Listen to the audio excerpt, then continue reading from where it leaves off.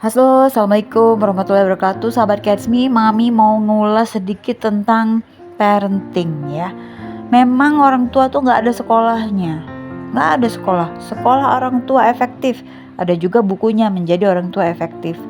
Nah, ada berbagai macam ya. Ada yang disebut dengan pendekatan stick and carrot. Jadi tongkat dan wortel. Jadi kalau anaknya baik dikasih hadiah.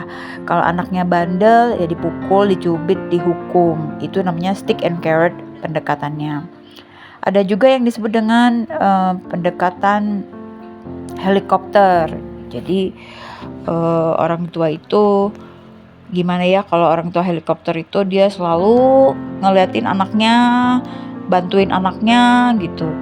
PR mana, sini mama yang kerjain, masukin buku-buku ke tasnya orang tuanya semua gitu ya. Jadi anak itu kayak seperti anak yang tidak berdaya, yang nggak ada gunanya apa-apa atau tidak bisa apa-apa.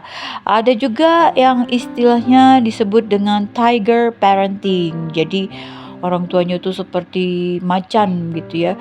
Jadi kalau anaknya nilainya turun sedikit, orang tuanya langsung kamu harus ranking 1, kamu harus nilai 100. Nah, itu namanya ya.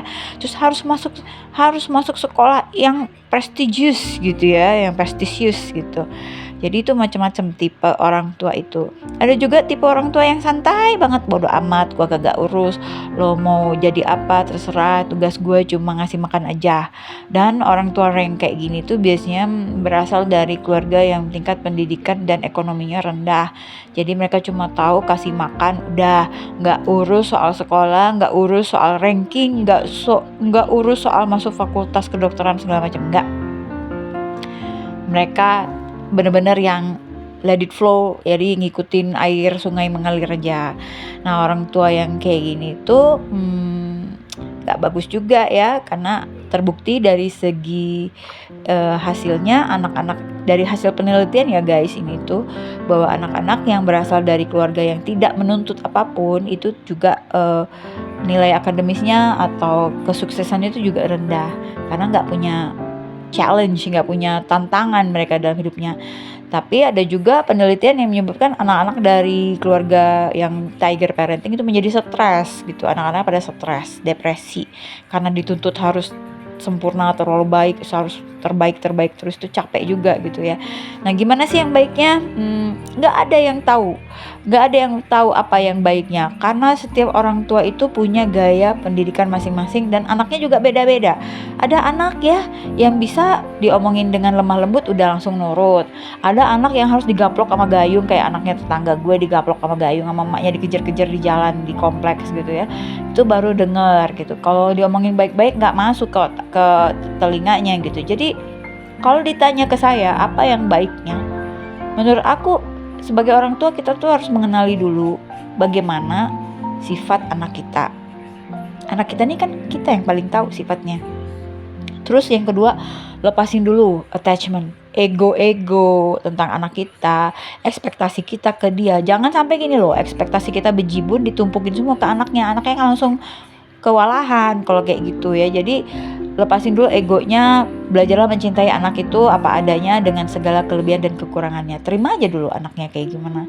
Nah, baru dari situ kita temukan yang ketiga, cara bagaimana bisa masuk ke anak itu. Misalnya waktu kita menasehati anak pun itu berbeda-beda, jadi nggak bisa sama semua gitu ya. Jadi pinter-pinternya orang tua itu memiliki kepekaan, mengembangkan kepekaan bagaimana approach ke anaknya. Emang nggak semua anak tuh bisa gitu ya. Jadi kita tuh nggak ada sekolahannya. Jadi kita benar-benar trial and error sebenarnya. Tapi menurut aku sebagai orang tua yang bergaul sehari-hari sama anak, nggak mungkin kan nggak mengenali anak gitu. Guru aja bisa mengenali murid satu-satu, ini tipenya begini, ini orangnya begini, ini harusnya begini deketinnya. Apalagi anak sendiri yang dari lahir gitu ya, dari brojol gitu.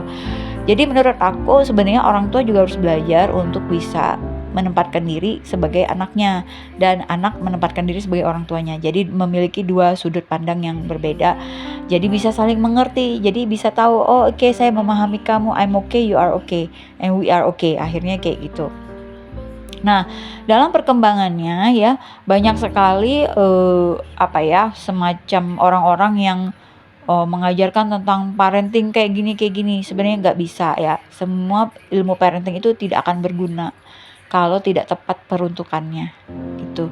Yang intinya, anak itu harus dijamin dulu bahwa dia diterima, disayangi apa adanya.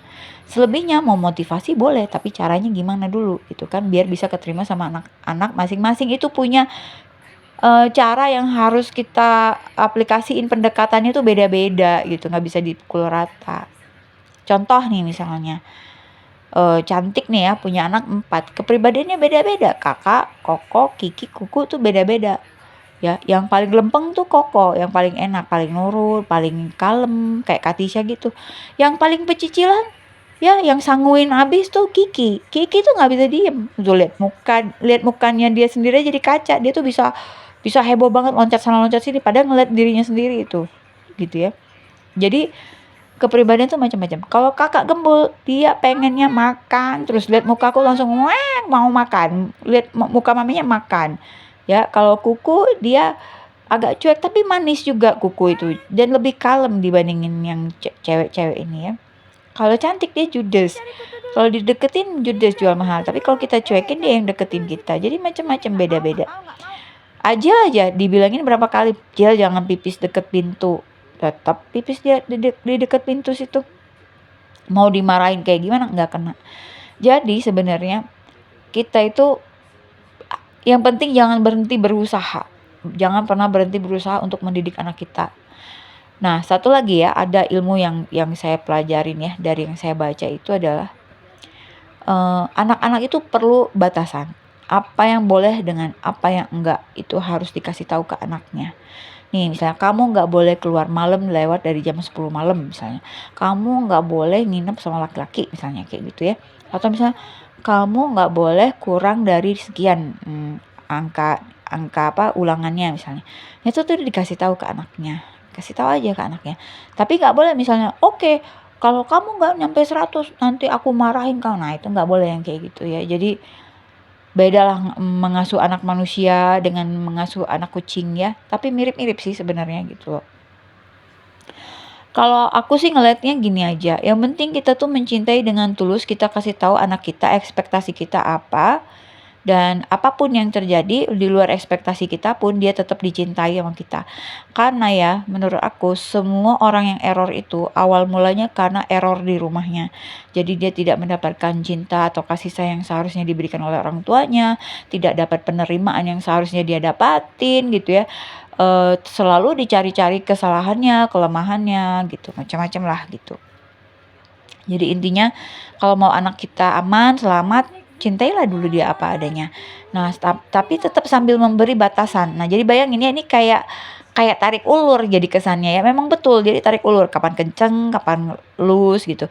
Dan jangan pernah pelit memuji. Kalau memang anak kita berprestasi, pujilah. Tapi kalau dia nggak berprestasi ya nggak usah dipuji, nggak usah diada-adain gitu. Karena pujian yang kayak gitu bikin enak, dia nggak bikin enak dan nggak ada harganya pujian kayak gitu. Begitu guys. Jadi sebaiknya kita tempatkanlah pujian itu pada tempatnya. Jadi lebih efektif, keterimanya juga lebih enak gitu ya. Kemudian fasilitasi anak itu dengan apapun yang dia butuhkan. Misalnya dia butuh apa ya kita kasih lah gitu. Nah, tapi ada satu hal ya, kalau dia main game tuh harus dibatasi, harus ada jadwalnya. Kapan, jam berapa dia boleh main. Di luar itu dia nggak boleh main dan dia tahu bahwa dia nggak boleh main di luar jam itu. Nah, kayak gitu. Jadi sebenarnya komunikasi sih ke anak itu komunikasi aja sebenarnya. Kadang salah paham itu terjadi karena ketiadaan keterbukaan komunikasi antara orang tua sama anak. Yang paling aku sebel tuh kalau orang tua itu maunya diturutin aja tapi dia nggak mau nurutin kita ya kan, maunya dimengerti tapi dia nggak mau mengerti kita. Itu namanya tidak adil, itu namanya ya. Jadi itu pasti akan ada communication block, ngeblok tuh pasti komunikasinya. Karena orang tua tuh juga harus belajar gitu bagaimana menjadi orang tua gitu. Tidak selalu harus menuntut anaknya untuk ngerti dia juga harus ngerti anaknya biar adil kan, bener nggak? Dunia itu harus dibikin adil. Jadi gitulah. Jadi tanya dulu, apakah sebagai orang tua kita sudah memenuhi kewajiban kita belum? Memberikan hak anak belum? Nah, seperti itu. Anak juga belajar. bagaimana menghargai orang tua yang udah effort banget kerja keras untuk misalnya biayain kursus, apa segala macam, beliin fasilitas buat sekolah, itu juga harus dihargai gitu loh. Dan itu nggak mudah, ngajarinnya itu nggak mudah, nggak ada yang mudah deh jadi orang tua, nggak mudah, jadi anak juga nggak mudah. Jadi sebenarnya sih intinya sih saling ini aja, saling melengkapi aja. Oh maunya begini gitu loh. Punya orang tua ya yang terlalu kenceng juga bikin kita stres. Punya orang tua yang terlalu los juga merasa kayak kita nih nggak diperhatiin, nggak dipacu prestasinya, karena macem-macem juga gitu. Nah yang sebaik-baiknya itu sebenarnya yang sedang-sedang saja, nggak ke sana, nggak ke sini. Tapi satu ilmu parenting yang aku sukain adalah sebagai orang tua kita tuh harus tetap konsisten dalam menjalankan aturan kita, supaya anaknya tetap disiplin. Jadi dia tahu nggak bisa misalnya dilarang satu hal di hari ini kemudian besoknya dibolehin. Itu namanya tidak konsisten, dan anak itu sangat manipulatif sehingga dia tahu bagaimana memanipulasi orang tuanya. Jangan salah, orang orang tua bisa dimanipulasi sama anak loh ya. Anak juga bisa nangis-nangis, itu juga manipulasi sebenarnya. Makan lagi. Gitu loh. Itulah yang aku bisa share ke teman-teman sahabat Catch Me. Baik buruknya cari sendiri aja ya di Google, itu banyak kok. Oke guys, segitu aja dulu. Terima kasih semuanya. Assalamualaikum warahmatullahi wabarakatuh.